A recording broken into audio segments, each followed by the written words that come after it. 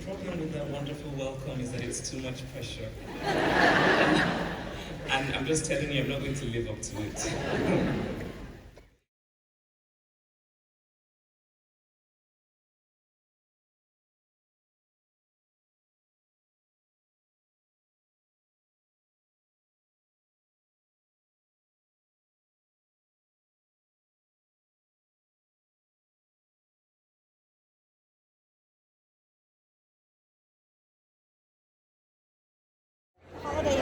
So I'm here at the Vanderbilt Auditorium, and there's what time is it, Gregor? I think 6. I don't think it's yet 6. Is it 6? Because she's supposed to start by 6:30, so we're supposed to... I think it's 5:50. Okay, so we're supposed to hear Chimamanda Adichie give a speech. So I've always enjoyed all her books, so I'm looking forward to this. I think it's going to be fabulous, and so we shall see.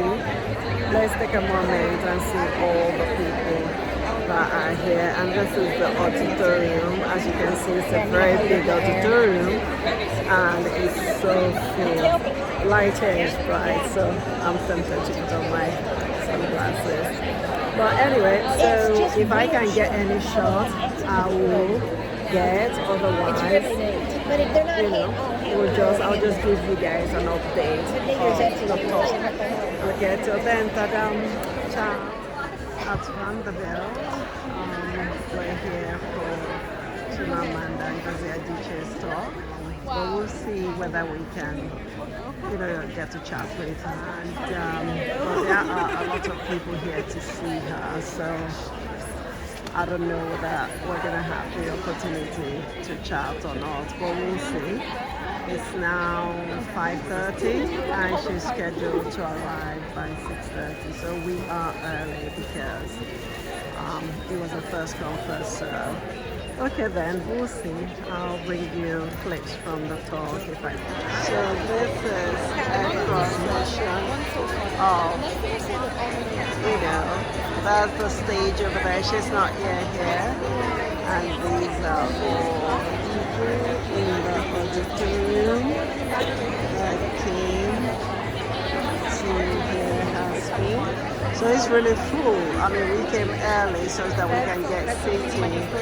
So it's like all these people don't have, the people that are coming now don't have any seating. So we are glad that we actually came in early. And it's still 30 minutes to the talk. And it's already...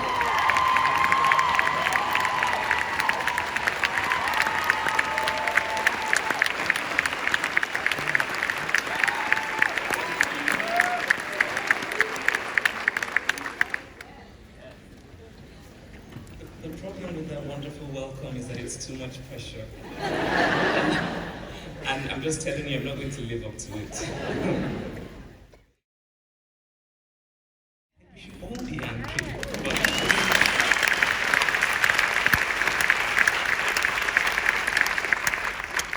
But the reason that I find this increasingly interesting is how being told as a woman you're angry is an incredible kind of, it's an incredible kind of judgment that has consequences.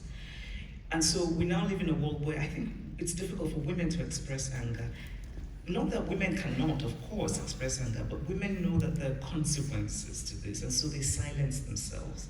Anger is a valid human emotion, but women are judged very harshly for showing anger.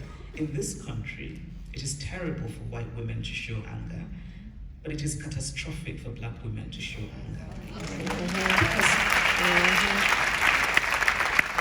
Because the stereotype of the angry black woman is hard to shrug off and can follow a woman for the rest of her life and prevent her from getting the opportunities that she deserves. I know personally of many accomplished women who hold back in so many ways because they don't want to be considered angry or difficult. They don't want to be called a bitch, even if what they're doing is simply asking for what is their due. A higher salary, more opportunities.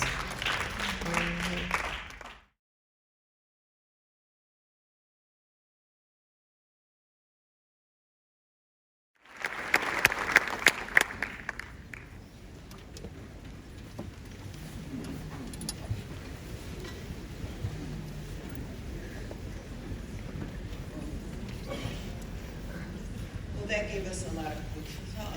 And I'd like to thank you again for, actually was quite moved, and the audience was quite moved. And we have a lot of great questions for you because of how you moved us.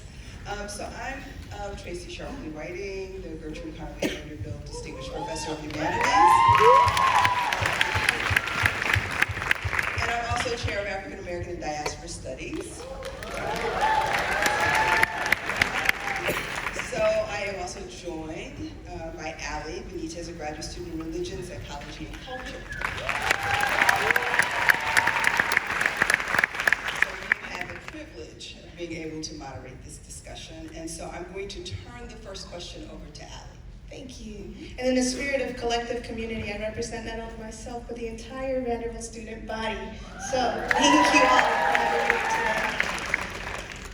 And it's truly an honor to share the stage with two brilliant, brilliant thinkers.